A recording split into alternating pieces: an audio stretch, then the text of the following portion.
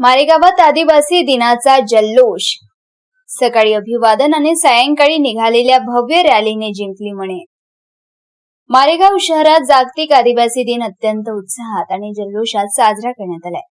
कोणत्याही औपचारिक सांस्कृतिक कार्यक्रमाऐवजी संपूर्ण दिवस क्रांतीचे स्मरण आणि भव्य रॅलीच्या रूपाने साजरा करत उपस्थितांची मनं जिंकली।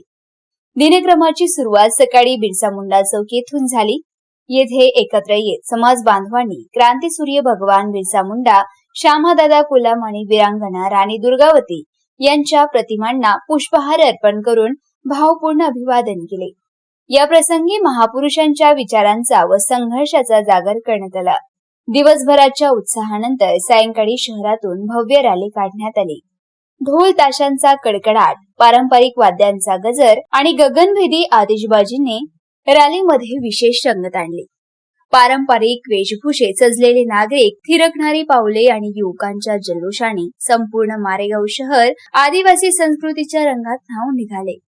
या रॅलीने सर्व मारेगावकरांची मनं जिंकून घेतली।